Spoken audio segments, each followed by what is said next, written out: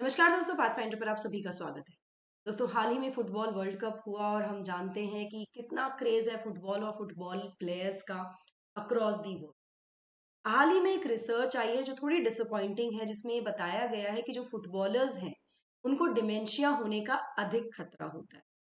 आज के सेशन में हम जानते हैं कि ऐसा क्यों है, किन कारणों से वो ज्यादा रिस्क पर हैं टू डेवलप डिमेंशिया, और साथ साथ डिमेंशिया एज अ बीमारी, एज अ डिजीज क्या है और उसके क्या सिम्टम्स हैं, इसके बारे में भी आज हम बात करेंगे।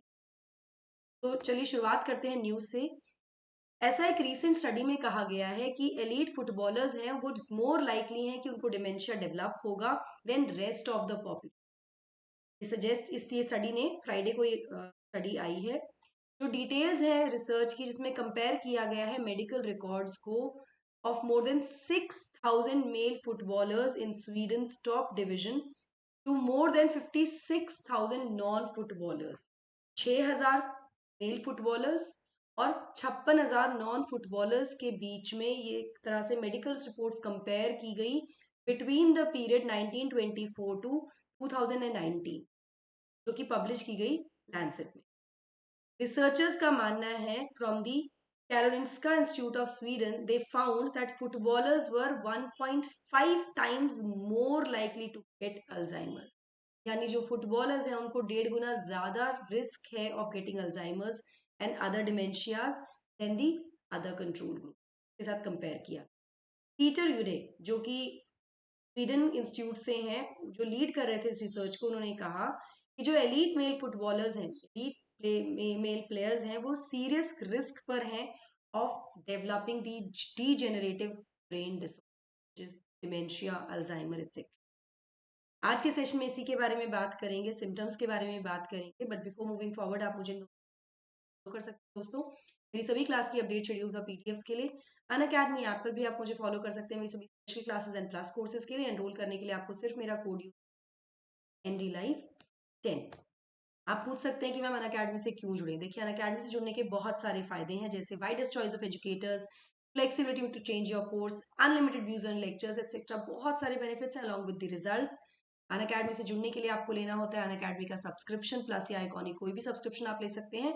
यहाँ पर अगर आप मेरा कोड यूज करते हैं एनडी लाइव 10, तो आपको ये फीस नहीं देनी होती, आपको मिलेगा डिस्काउंटेड फीस, साथ साथ आपको मेरी गाइडेंस भी मिलेगी। चलिए, इस पूरी रिसर्च में गोलकीपर्स को एक एक्सेप्शन रूल की तरह कहा गया है। क्या है एक्सेप्शंस? तो an exception was goalkeeper who rarely need to head the ball, जो अपने सर से बॉल को कभी भी हिट नहीं करते हैं, तो वो एक्सेप्शन देखा गया है पूरी रिसर्च में। यहाँ पर एक हाइपोथेसिस है, is that the repetitive striking off the ball. ये हाइपोथेसिस दिया गया है कि बार बार जो सर से बॉल को स्ट्राइक किया जाता है, ये कारण है जिसकी वजह से प्लेयर्स एक ग्रेटर रिस्क पे हैं ऑफ डेवलपिंग डिमेंशिया और तरह की जो डीजेनरेटिव ब्रेन डिसऑर्डर। यहाँ पे डिफरेंस भी देखा गया है। डिफरेंस कैसे पता लगा? गोलकीपर्स और जो आउटफील्ड प्लेयर्स हैं वो इस थ्योरी को सपोर्ट भी करते हैं, क्योंकि गोलकीपर्स यहाँ पर एक्सेप्शन की तरह देखे गए कि उनको वो रिस्क पर नहीं है in comparison to the other outfield players. Gill Livingston, जो प्रोफेसर है साइकेट्री के of oldest people at the university college London, उन्होंने कहा कन्विंसिंग एविडेंस है कि जो फुटबॉलर्स हैं जिनका सर बार बार कांटेक्ट से आता है बॉल के, were at higher risk of dementia. और यहाँ पर उन्होंने ये भी कहा कि we need to act to protect people's head and brains in the. हमें लोगों के सर, उनके ब्रेन्स को बचाते हुए इस गेम को कंटिन्यू रखना है, उसके लिए हमें काम करना पड़ेगा, ऐसा भी यहाँ पर कहा गया है। Now the study has found no increase risk of motor neuron diseases.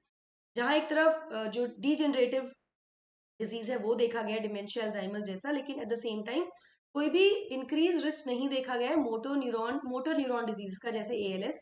ALS को मैं बता दूं आपको, ये प्रोग्रेसिव न्यूरॉन सिस्टम डिजीज होता है जो अफेक्ट करता है नर्व सेल्स को ब्रेन के और स्पाइनल कॉर्ड के, और ये मसल कंट्रोल लूज करने में, मतलब it can cause loss of muscle control. आपका ब्रेन मसल कंट्रोल नहीं कर पाएगा, इस तरह से नर्व सेल को इफेक्ट करता है।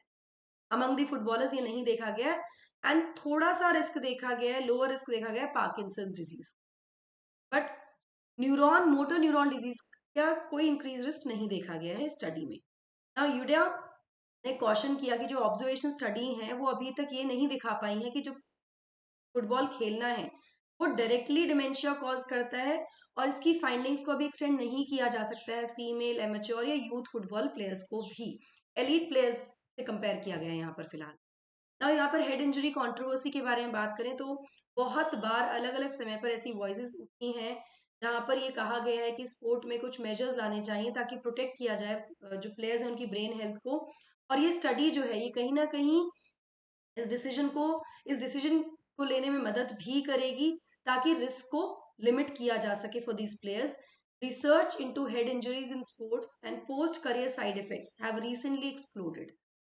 मतलब वो जिस तरह से निकल कर आई है specially in rugby and American football, इसने इससे काफी दिख रहा है कि कितना बड़ा रिस्क है यहाँ पर। लास्ट ईयर एक स्टडी हुई थी which was led by university of Glasgow. It found that farmer rugby players were 15 times, 15 गुना ज्यादा, they were likely to develop motor neuron disease than the general population।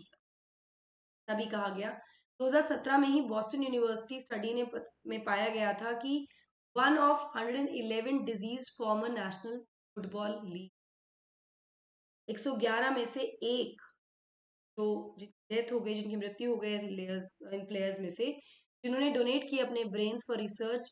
इसमें evidence है of chronic traumatic एनसिफिलोपैथी, सीटी। सीटी develop होता है after multiple head injuries, और ये lead कर सकता है बिहेवियरल चेंजेस को और लॉन्ग टर्म डिमेंशिया को भी। नेशनल फुटबॉल लीग जो है उसने अभी फिलहाल एक कंकशन प्रोटोकॉल इंट्रोड्यूस कर दिया है इन दी गेम्स। फुटबॉल कंकशन प्रोटोकॉल है एक सेट ऑफ स्टेप्स हैं, जैसे उसमें स्क्रीन किया जाएगा, डायग्नोज किया जाएगा, ट्रीट किया जाएगा प्लेयर्स को जिनको सस्टेन हेड ट्रॉमा है या सिस्टम दिख रहे हैं या सिम्टम्स हैं कंकशन के।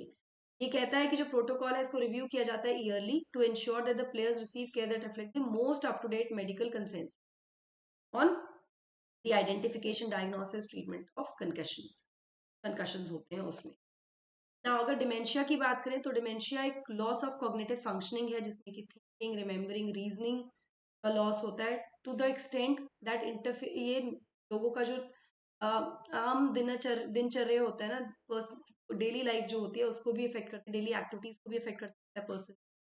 सम people with dementia can not control the emotion, वो अपनी इमोशंस को कंट्रोल नहीं कर सकते और उनकी पर्सनैलिटी भी बदल जाती है। डिमेंशिया अफेक्ट करता है मिलियंस ऑफ पीपल, लाखों लोगों को अफेक्ट करता है, और ये बहुत ज़्यादा कॉमन है एज पीपल ग्रो ओल्डर। बढ़ती हुई एज में about 1/3 of all the people of age 85 और older may have some form of 85 साल या उससे ऊपर के जो जनसंख्या जो लोग हैं में 1/3 लोगों को ये होता ही है।